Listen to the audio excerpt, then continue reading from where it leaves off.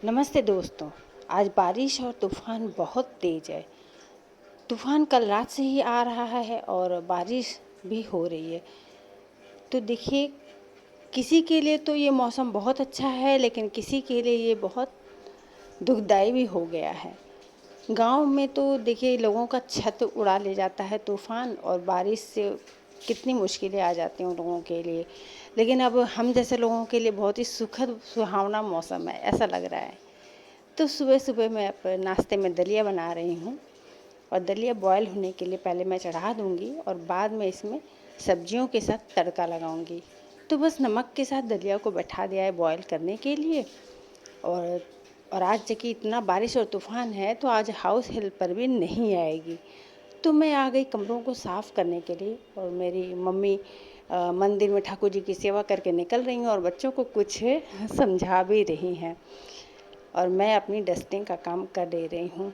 फिर झाड़ू भी लगाना है। आज तो समझ में नहीं आ रहा है कि मैं झाड़ू कैसे लगाऊंगी, क्योंकि हवा बहुत तेज़ है और झाड़ू लगाना भी मुश्किल हो गया है। एक तरफ से लगाती जाऊंगी और दूसरी तरफ से वो फिर कमरे में ही घुसता चला जाएगा। तो अपना काम ख़त्म कर रही हूँ। बच्चे भी आज घर पर ही हैं, और इतनी बारिश और तूफ़ान में कोई कहीं नहीं जाएगा। और इस तूफ़ान का नाम तो बंगाल में रेमल दिया गया है। तो इस तरह से अब कामों को ख़त्म करना है अपने। अभी सबको नाश्ता भी कराना है।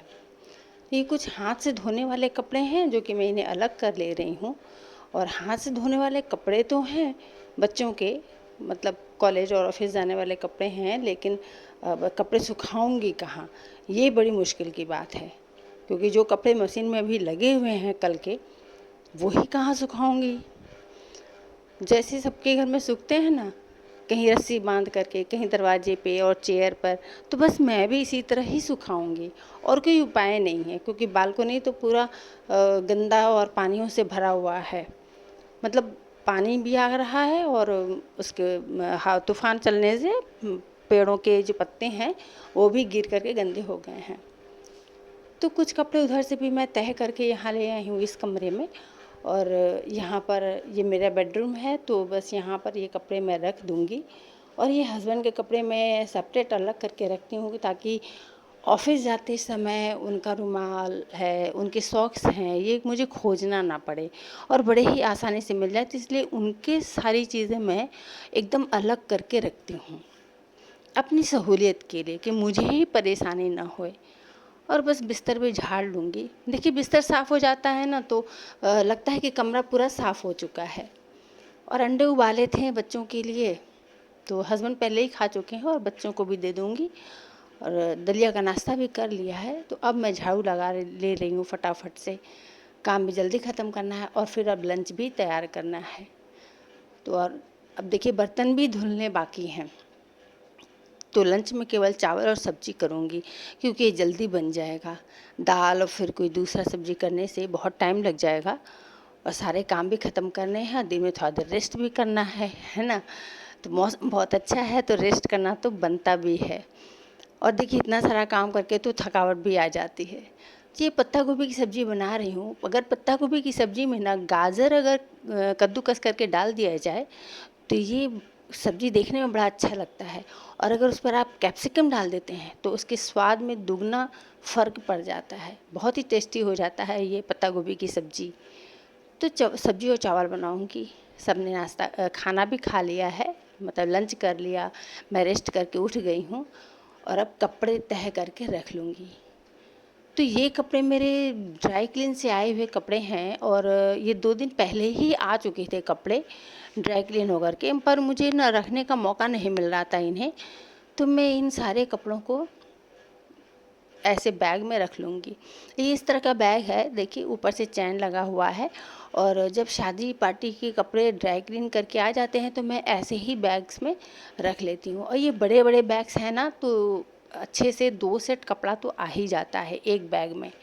और मैं जब भी कोई कपड़ा रखती हूँ ना, तो उसका पूरा सेट रखती हूँ, ताकि जब दूसरी बार मुझे निकालना पड़े तो मुझे तकलीफ़ ना हो, और खोजना ना पड़े कि इसका दुपट्टा कहाँ है या फिर इसका सेट कहाँ है।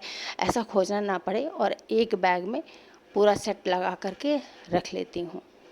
ऐसे कई बैग हैं मेरे पास, 2-3 अभी जो कपड़े मेरे ड्राई क्लीन करके आए हुए हैं, तो मैं इस तरह से बैगों में रख लूँगी तैयार करके, क्योंकि अभी और कुछ दिनों तक अब इनकी ज़रूरत हमें नहीं पड़ने वाली है, और अब ठंड में ज़रूरत पड़ेगी तब फिर निकलेगा। तो उसके पहले तो मैंने अपना पुराना तरीका आपको बताया था कि शादियों से या पार्टियों से जब हम रात में आते हैं, तो बस साड़ी या फिर जैसे कि जेंट्स का सूट वगैरह होता है, तो वो शर्ट को पहना करके रख देती हूँ। बहुत मुझे आराम लगता है। देखिए, अपना अपना तरीका है अपने घर के काम समेटने का, अपने घर के कामों को करने का एक अपना अपना तरीका होता है कि हमें कैसे आराम मिलता है, हमें कैसे सहूलियत मिलती है।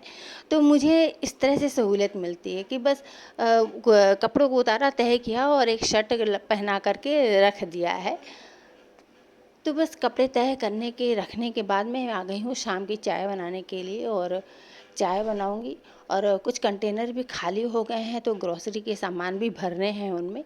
बस ग्रोसरी के सामान जैसे चाय की पत्ती है और गुड़ है। गुड़ मतलब मेरे पापा जो हैं वो गुड़ की चाय पीते हैं, तो गुड़ भी डिब्बे में ख़त्म हो गई, तो उसे भी मैं भर के रख लूँगी। तो इस तरह से कुछ कुछ ग्रॉसरी के सामान जो थे आए हुए थे, और डिब्बे खाली थे और मुझे उनमें भरना था, तो उन्हें भी रख लूँगी और चाय पिएंगे। और अभी बहुत सारे काम बाकी हैं। देखिए, अभी डिनर भी बनाना है, साथ में शाम की संध्या आरती भी करनी है। तो ये सब काम तो अभी बचा ही हुआ है, और साथ साथ तो लगे हाथ छोटे छोटे काम तो बहुत सारे होते हैं। जैसे अभी दोपहर के जो बर्तन धुले हुए हैं, उन्हें भी अभी लगाना है। वो बास्केट में यूं ही धुल करके रख लिए हैं, अभी उन्हें भी लगाना है।